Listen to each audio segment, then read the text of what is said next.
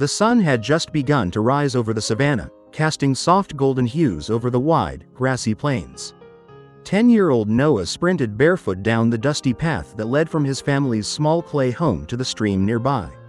His feet knew every stone and root by heart, the rhythm of the land as familiar to him as his own heartbeat. He loved mornings like this, the quiet before the village awoke, the world still cool from the night. Birds chirped overhead, and a few impalas darted across the trail, startled by his presence. But this morning, something felt off. There was no breeze, no hum of insects, no distant call of elephants in the distance. Just a strange, eerie stillness. As Noah neared the stream, he saw vultures circling low, their dark shapes carving lazy spirals in the sky. His chest tightened. Vultures meant death. He slowed his pace. His instincts, sharper than most boys his age, warned him to stay back. But curiosity and concern pushed him forward. And that's when he saw it.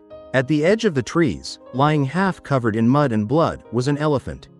A full-grown female. Her great eyes were wide open, glazed over, still. Her massive body, once so full of power and grace, was now still as stone. Noah's hand shot to his mouth. His stomach turned. Poachers. They'd taken her tusks. He backed away, trembling, about to run for help, when he heard it. A cry. Faint, high-pitched, frantic. He turned toward the sound and followed it, his heart racing.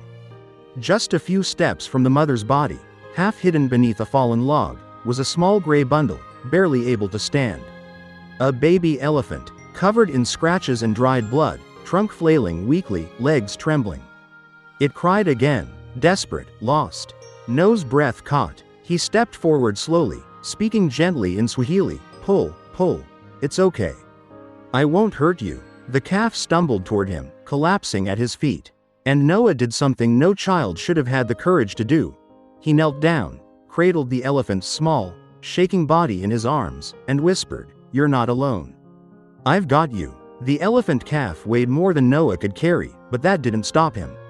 He ran home barefoot, lungs burning, heart pounding, calling for his father.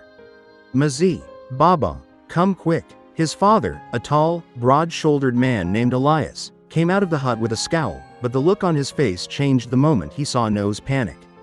"There's a baby elephant," Noah gasped. "Its mother. She's dead. I think poachers got her. He's all alone." Elias stared at him, stunned. He glanced at his wife, who had stepped out, her hands covered in flour.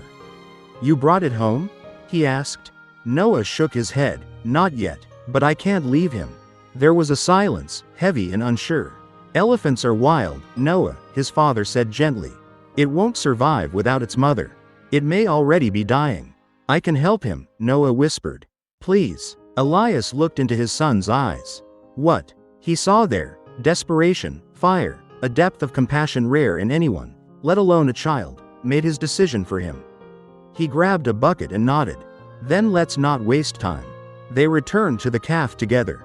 The elephant hadn't moved. It lay in the dirt, trunk curled around itself, too exhausted to stand.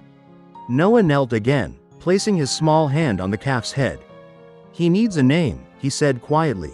Elias looked at the pitiful creature and nodded. "Tembo, elephant, simple, honest, strong, just like the boy beside him." Tembo's first few days were filled with uncertainty. He wouldn't eat, wouldn't stand. His cries pierced the village at night like the sound of mourning. Noah barely left his side. He slept beside him on a mat, whispered to him, brought buckets of goat's milk, mixed with water and crushed bananas. He read somewhere, scribbled notes in a worn library book, that elephants could die from grief. Noah talked to him constantly, told him stories, rubbed behind his ears the way he'd seen keepers do at the wildlife sanctuary once. The villagers called him crazy, foolish, but slowly, Tembo began to recover. One morning, Noah woke to the sound of something soft and wet nudging his face. He opened his eyes and saw Tembo, standing, and nudging him with his trunk. Noah laughed, tears blurring his vision. "You stood up," he whispered. "You're okay." Tembo let out a tiny trumpet and flopped back onto the ground beside him. From that day forward, they were inseparable.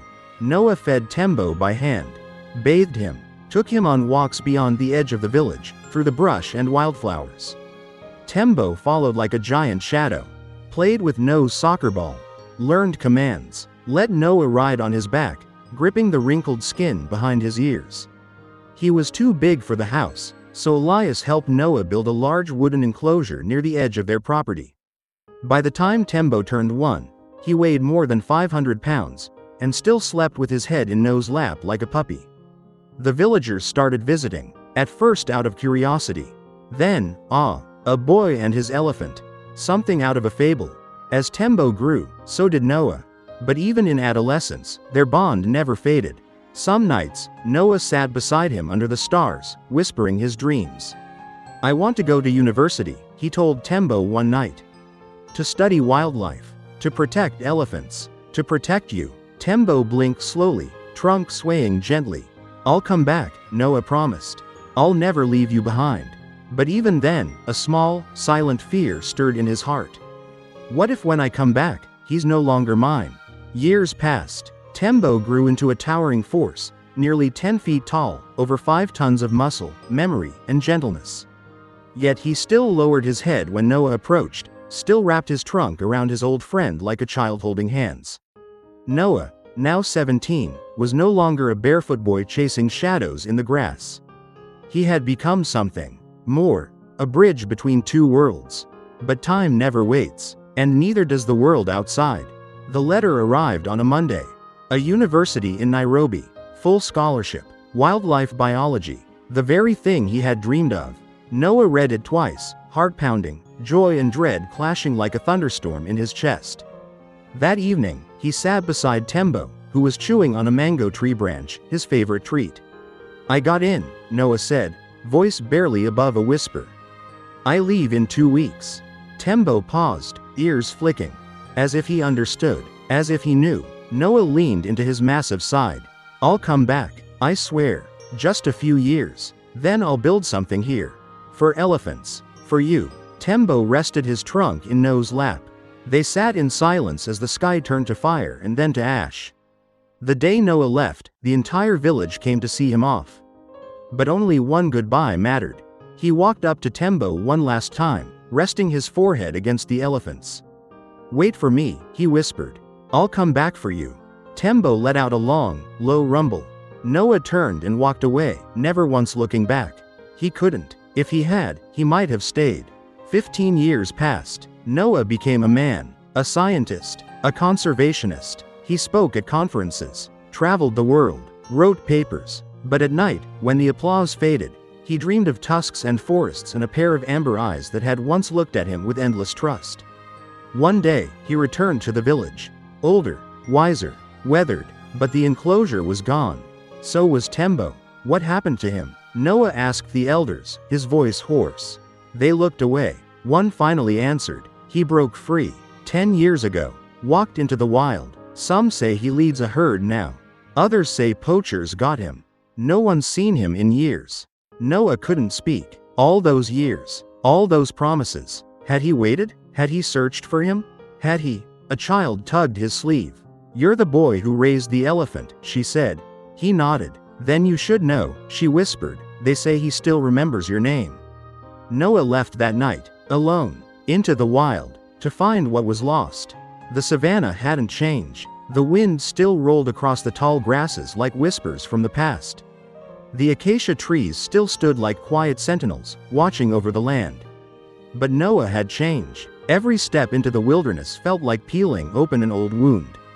Every footprint reminded him of the days he and Tembo had walked this same land, boy and elephant, dreamers in a world that didn't understand them.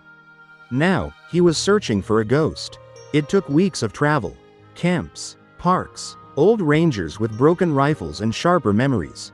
Then, one morning, a park warden pulled him aside. "There's a bull leading a herd. Larger than any we've seen. Not aggressive, but he's different." "Where?" Noah asked, barely breathing. "North Ridge, near the canyon. He doesn't let poachers near. Chased one into a river last year. Locals call him the ghost of the plains." Noah's pulse raced. Tembo. He left before sunrise. It was dusk when he found them. A small herd, peaceful, grazing in the dying light. Cows, calves, and then, behind them, him. Massive, majestic. tusks long and curved like ivory swords, scars across one ear, and eyes, those deep, golden eyes. Noah stepped into the open, and everything stopped. Tembo raised his head, their eyes locked. For a moment, there was no sound, no time, no world. Then Tembo trumpeted, a raw, powerful blast that echoed across the plains. He charged. Noah didn't run. Tears streaked his face as the great elephant closed the distance, thundering closer, closer, and stopped. Gently, his trunk reached forward, brushed against Noah's chest, then his cheek, then wrapped around him with the care of a memory that had never faded. Noah fell to his knees, sobbing. "I'm sorry," he whispered. "I took too long. I thought I lost you."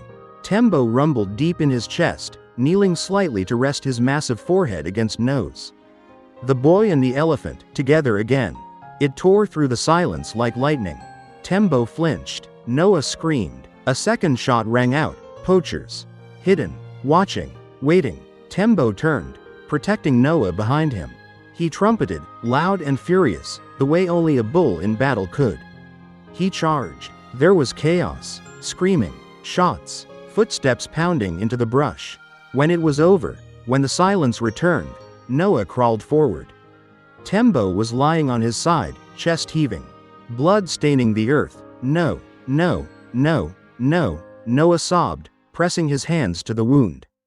"Don't do this, please, not now." Tembo looked at him, and in those fading eyes, Noah saw everything: love, memory, peace. The great trunk rose one last time, reaching for Noah's hand. And then it fell. The earth shook, the sky cracked, and Noah screamed. The wind returned. It swept gently over the savanna, moving the grass like ocean waves, washing over the still, massive body of the fallen giant. Noah knelt there for hours. The world moved on around him. The sun faded, the stars rose, but he didn't. His hands stayed pressed against Tembo's cooling skin, his head bowed, a man broken wide open by love and loss. He had come back, but he had come too late. As dawn touched the sky with its first silver streaks, the herd returned. They emerged silently from the shadows, dozens of elephants, young and old, forming a circle around Tembo's body. And then, the matriarch stepped forward. She reached her trunk out and touched Tembo gently. Then another elephant did the same. Then another. One by one, they paid tribute, in silence, in ritual, in grief. They mourned him like a king. And still, they made room for Noah. As if they knew, as if Tembo had told them, "He is one of us." Noah didn't leave the savannah for weeks. He buried Tembo himself. He dug with his hands until they bled, his back screaming, his soul raw. He found the spot, where they had once played, long ago, just a boy and a baby elephant with no mother. He laid him to rest beneath the tree they used to nap under. He carved a single phrase into a wooden post and placed it in the ground: "He never forgot me. I will never forget him." The world moved on. The seasons changed. But something new rose in the heart of Kenya.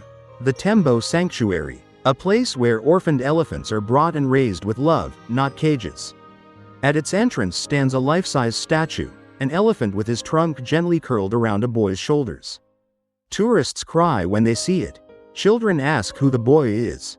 And the guides tell them, "That's Noah, the boy who raised a broken elephant. And that elephant? That's Tembo, the one who remembered." Love doesn't die, it echoes. It roars through time, through soil, through blood and bone. Tembo may be gone, but every rescued calf that walks those grounds is a living breath of his memory.